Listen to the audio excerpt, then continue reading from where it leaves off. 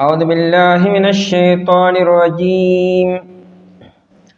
بسم الله الرحمن الرحيم. والمحصنات من النساء إلا ما ملكت أيمانكم كتاب الله عليكم وأحل لكم ما وراء ذلكم أن تبتغوا بأموالكم محصين غير مسافحين فما استمتعتم به منهن فآتوهن أجورهن فريضة ولا جناح عليكم فيما تراضيتم به من بعد الفريضة إن الله كان عليما حكيما. والمحصنات أو نكاحن والا من النساء ذا زنانونا إلا ما ملكت أيمانكم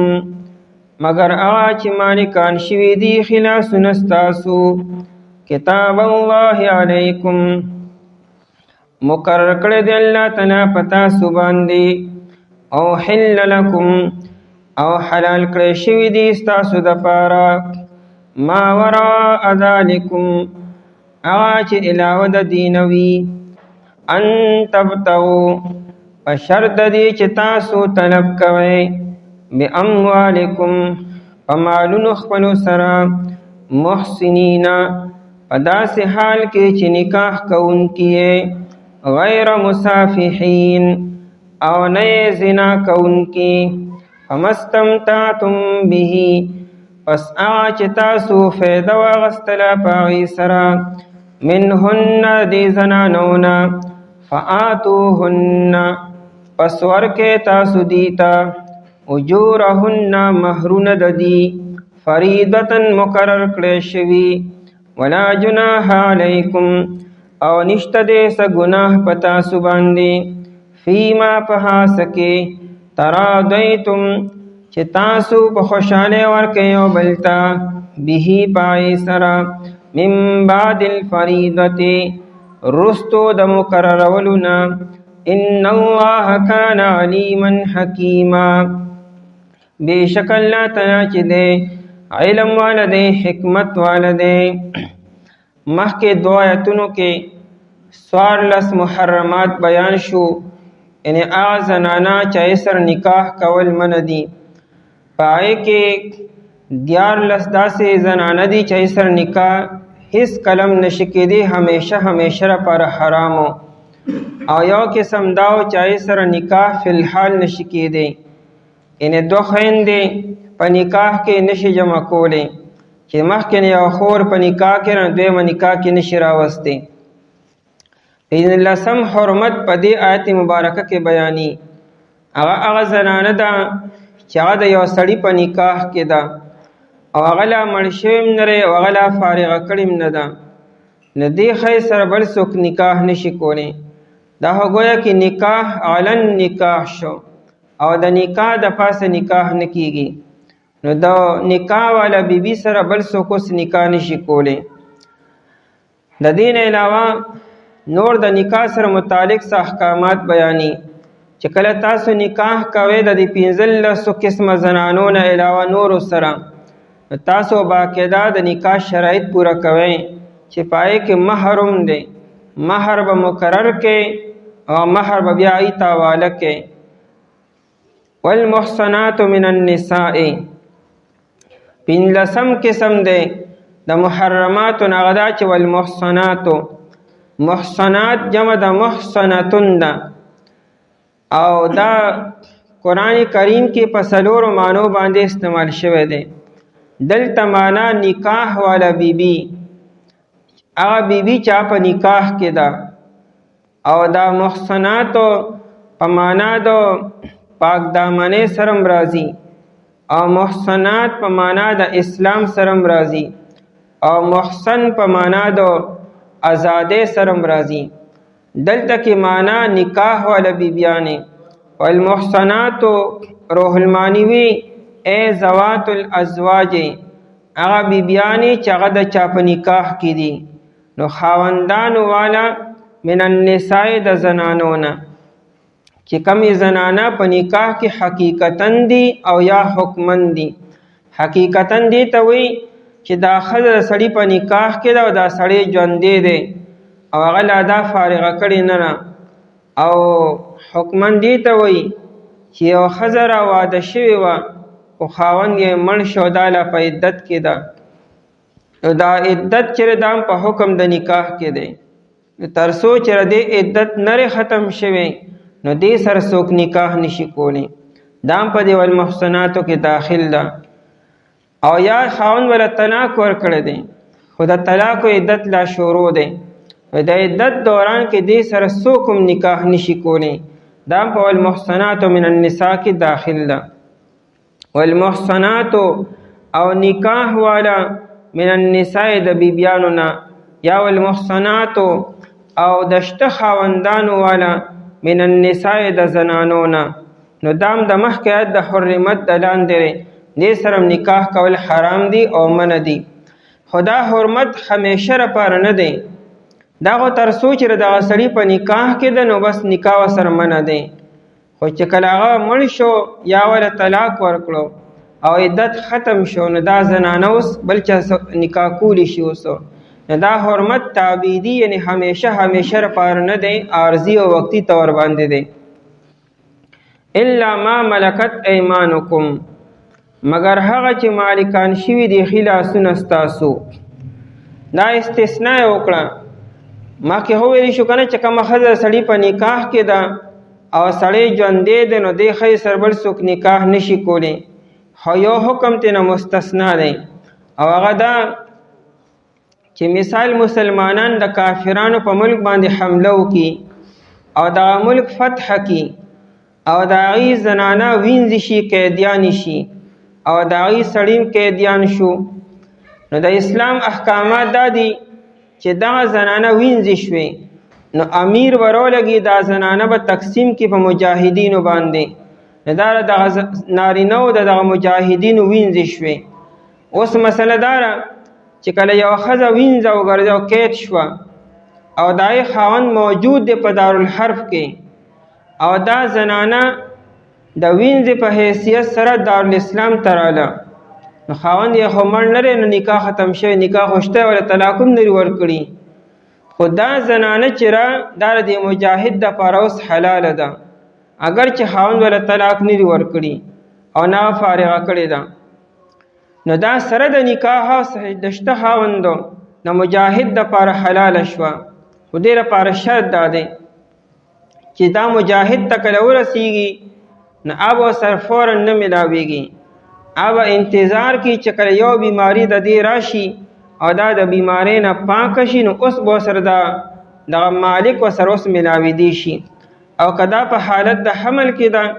تر څو پورې چې وضع حمل نه دی شوی، دا ماشوم نه پیدا شوی، نو دغه مالک او دغه مجاهد به سره نه ملاویږي. نو دا ښځه خو نکاح یې شته دی خو د هغې باوجود چې دا د مجاهد دپاره حلاله ده. خو دا علاغه چې خاوند یې په دارالحرب کې وي او دا ښځه دارالاسلام ته راله او تر څو پورې چې مجاهدین لا په دارالحرب کې یي نو تر هغه وخته پورې دا وینځه دا د مجاهد دپاره نه حلالېږي. یا که چې هغه خاوند یې هم قید شو هغه هم راوستی شو دارالاسلام ته او دا ښځه هم دارالاسلام ته راله، چونکې دواړه یو ځای دي، اوس د وخت یو ملک دي، نو اوس هم دا وینځه د مجاهد دپاره نه حلالېږي. حلالېږي برای چې کله دا دلته دارالاسلام ته راله او خاوند یې دارالحرب کې پاتې شو نو تباین د دارینو راغی، یعنی دوه ملکونه جدا جدا شو. اوسو د دې وجې نه دا ښځه د دغه مجاهد دپاره اوس حلاله شوه. اصلیت کې چې کله غزوه او طاس وشو نو پای کې صحابو ته وینځې میلاو شوې او نبی علیہ السلام دغه وینځې تقسیم کړې په صحابو باندې. ابو سعید خدری رضی الله تعالی عنہ وی موږ ته دا اشکال وشو، دا سوال ذهن کې راغی چې دا وینځې زموږ دپاره حلال دي او که نه. موږ وی چې د دې خاوندان خو شته دی او هغوی خو نه مړه دي او نه دې له طلاقونه ورکړي دي، نو دا به موږ دپاره څنګه حلال شي؟ نو الله تعالی دا آیت نازل کو وحل لکم الا ما ملکت ایمانکم چې ټیک ته دا ښځې د په نکاح کې دي لیکن هغوی په دارالحرب کې دي او تاسو دارالاسلام ته راغلی او دغه وینځ امضا سره راوستې او تباین د دارینو راغی نو دا ستاسو لپاره اوس حلالې دي الا ما ملکت ایمانکم مگر هغه چې مالکان شوي دي خلاف سنه ستاسو دا کنایه دی نه چې تاسو د یو وینځ مالک شوئ ښی لاس نه مراد ملکیت دی دا موږ پښتو کې عام محاوره کې دا استعمالوي دا زما په ښي لاس کې دی څه مطلب د ما په اختیار کې دی زه مالک یم کتاب الله علیکم کتاب الله الله تعالی لفظي معنی دار کتاب الله لیکل د الله تعالی دی علیکم پتا سبحانه کتاب الله د الله تعالی لیکل دی علیکم پتا سبحانه نو د الله تعالی د لیکلو نه مراد فرض کول دی او مقررول دی نو کتاب الله فرض کول د الله تعالی دی علیکم پتا سبحانه څه مطلب دا چې کوم احکامات بیان شو دا الله تعالی لیکلی او مقرر کړی او فرض کړی دی پتا سبحانه دې کې تاسو خپل اختیار نشته چې الله یو چیز حرام کو تاسو یې حلال به کو او چې الله تعالی یو چیز حلال کو تاسو یې حرام کې دا اختیار او الله تعالی تاسو لنه درکړي او حل لكم ما وراء ذلكم او حلال کړی شوی تاسو لپاره ما وراء ذلكم هغه چې ما سوا دي د دینه ما وراء ذلكم یعنی نکاح ما وراء ذلكم دا 15 قسمه زنانه بیان شوي د دې 15 قسمونو نه علاوه نور زنانه تاسو لپاره حلال دي ان ای سره تاسو نکاح کولی شئ د دریو آیتونو کې 15 قسمه زنانه بیان شوي د دې مطلب دا نه چې د 15 نه علاوه ټول پټول حلال دي بعد بیا مشته چې هغه احادیث کې او په اجماع د امت سره حرام شوي دي چې هغه په دې آیتونو کې صراحتا نه دي بیان شوي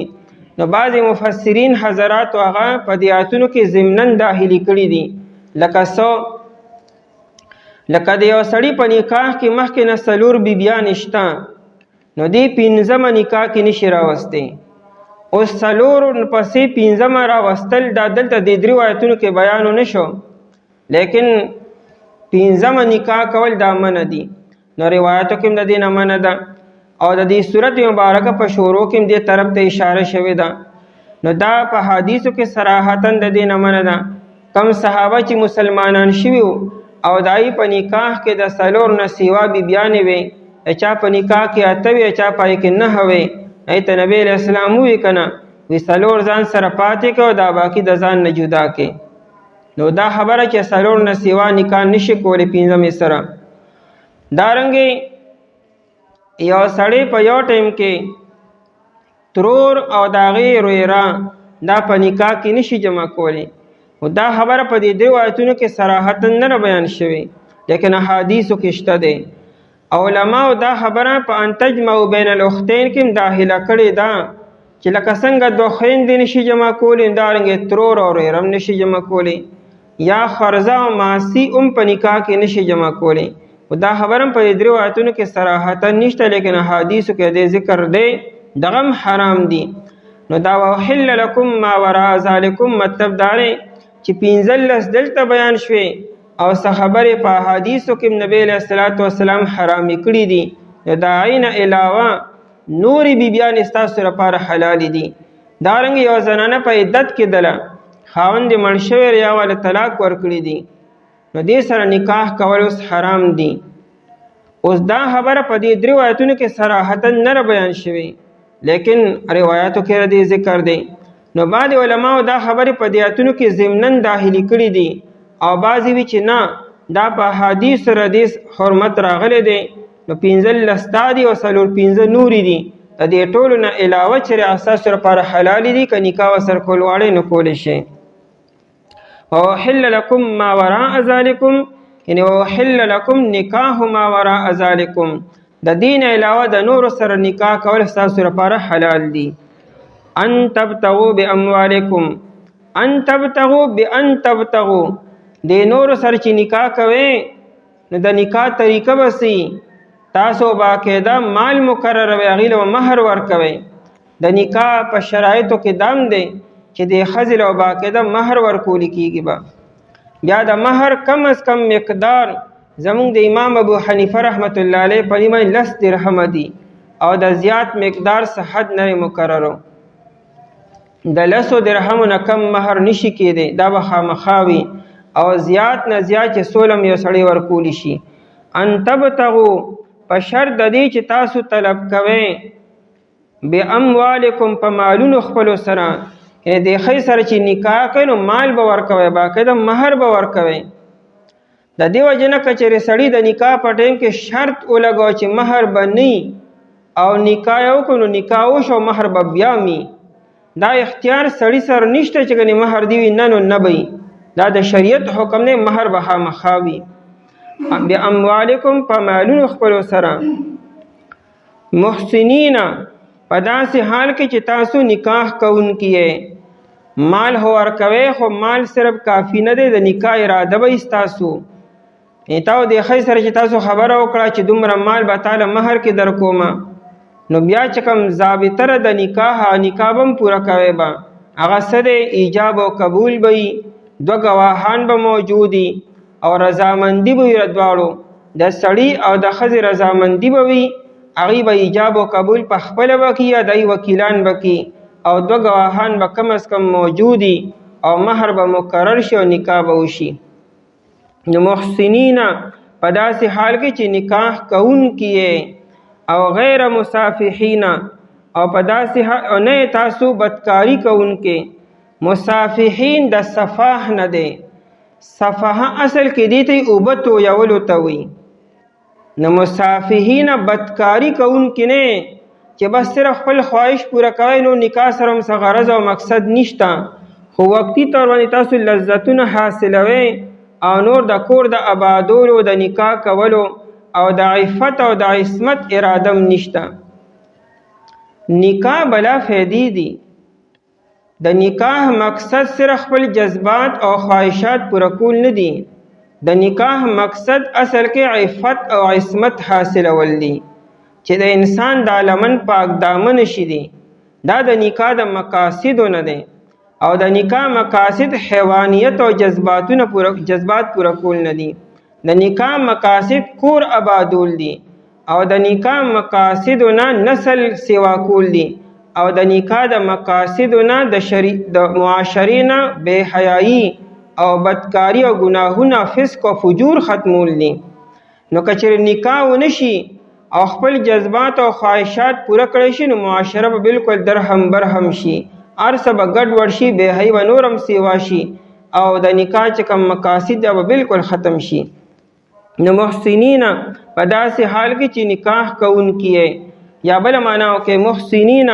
په داسې حال کې چې دا ځان ساتونکي یې د ګناه نه. نو ځان به څنګه ساتئ؟ په نکاح وکړئ، په نکاح به تاسو د ګناه نه بچ بشئ. لکه نبی علیه الصلاة والسلام فرمایي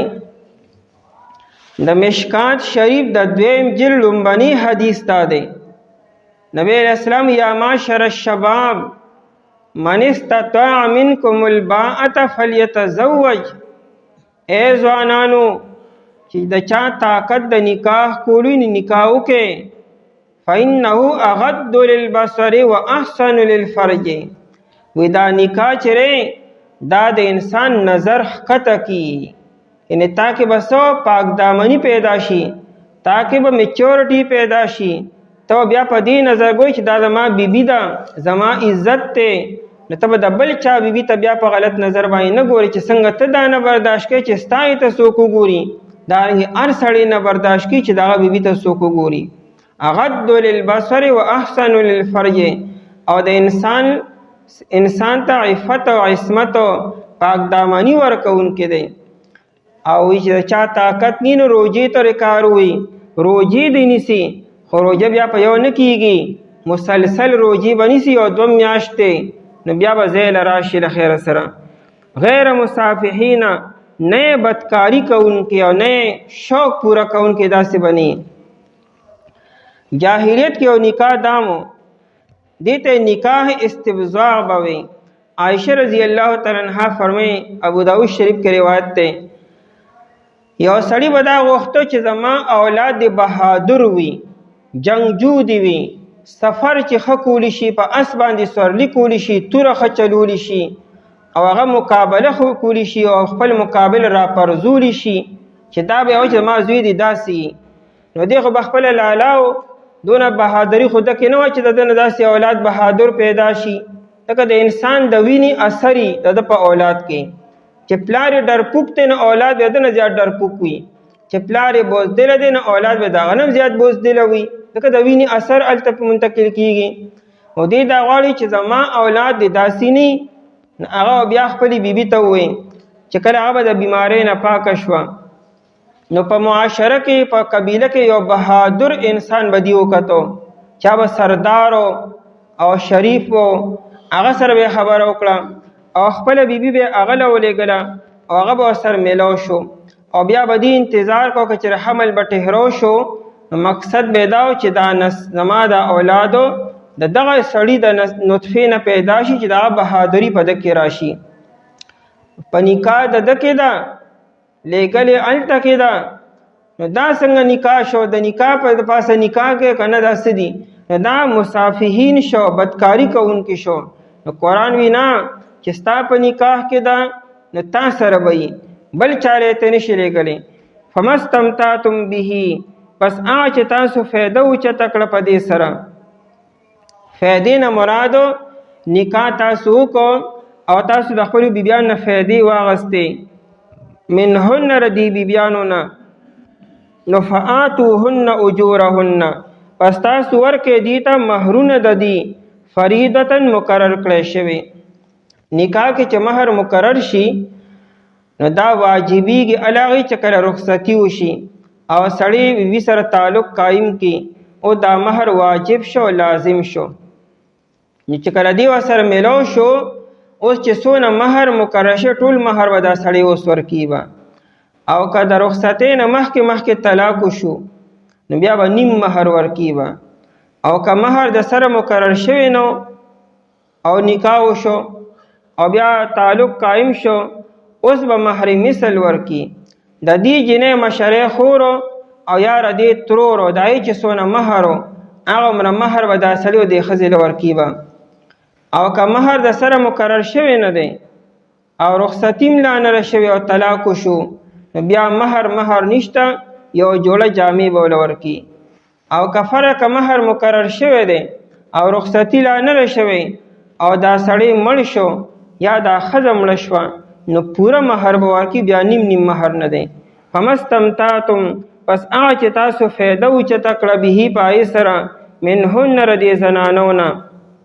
نو فآتوهن، پس ورکړئ تاسو دې ته اجورهن مهرونه د دې فریضتا مقرر کړی شوی. دا مهر په دوه قسمه دی، یو معجل دی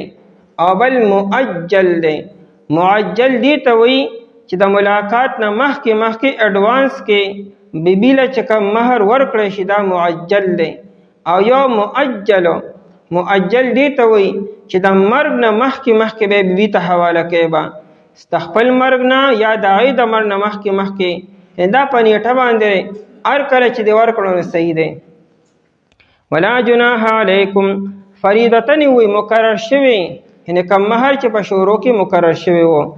او نشتره څه ګناه په تاسو باندې فیما په هغه کې ترادیتم چې تاسو په رضامندۍ سره ورکوئ یو بل ته به په هغې سره من بعد الفریضة رستو د مقررولو نه. نکاح شو، مهر مقرر شو او رخصتي مو شوه او بیا دا زوج او زوجه خپلو کې په رضامندۍ او په خوشحالۍ یو بل ته بهانه کي نو بالکل صحیح ده. لکه سړی وي چې دا مهر هو لږ دی، زه دله سیوا کومه، مثال 2 تولې مهر مقرر شوی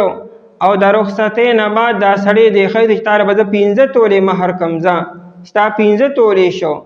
او ښځې وي ټیک ته نو 15 تولې مهر شو. یعنې سړی دا سیوا کولیم شي او یا ښځې کمولیم شي. ښځې وایي چې مهر او 15 تولې و، دا 2 تولې ما تا ته معاف کوم، ماله به 3 تولې مهر راکوې نو 2 تولې معاف شو، 3 تولې شو. او ټول معاف کولی شي ښځه چې دا ټول مهر ما تا ته معاف کوم مطلب دا دی چې دا مہر د مونځ او د روژې په شان حکم نه دی چې ګنې سړی پکې کمې بیشي نشي کولی معافي نشي کولی. دا خو د زوج او د زوجې د ښځې او د خاوند د رضامندۍ خبرې دي. مقرر به شي شروع کې بیا وروستو ښځه ورته معافي هم کولی شي ټولو او کمولی هم شي او سړی ورته سوا کولی هم شي. ترادیتم چې تاسو یو بل ته په رضامندۍ باندې ورکړئ به په هغې سره من البعد الفریضې وروستو د مقررولو شروع کې به مقرر کې بیا وروستو په خوشحالۍ سره معافي تلافي یو بل ته کولی شي. ان الله بېشک الله تعالی چې دی کان دی علیما علم والا الله علم والا دی الله ښه پوهېږي ما کم کم حکم مقررول پکار دی او حکیما حکمت والا دی. والمحسنات من النساء او د شته خاوندانو والا زنانو نه مګر ها چې مالکان شوي دي خلاف سنت ستاسو